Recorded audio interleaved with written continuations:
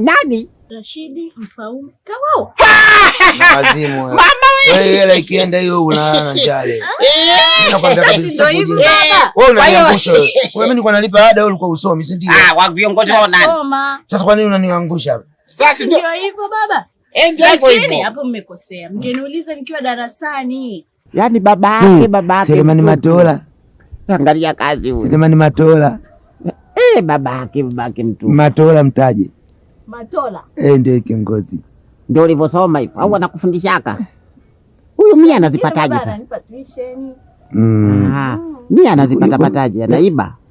Akoba? Hizo 100 anazopata kwenye anazipigo za kuiba. Yaani kila saa ukimkuta anashinda na kitabu. Wanaita novu. Novu buku. Bwana uwe makini sana na watoto kama hawa wanakuwa wapiga chabo, pengine anakujua mwandani nje. Sikia wangoni. Mimi mnanikurupua. Ngoja kukukurupua nini wewe, tulia. Mimi Kaira kangu nishakasherehekea kwangu. Wangoni walitoka kule na msafara wao kutoka South Africa. Wakaja Songea. Si ndio wewe? Kiongozi wao nani vile?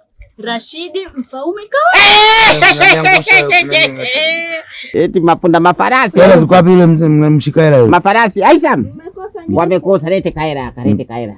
Umekosa nini bwana? Lete Kaira kangu. Mapunda.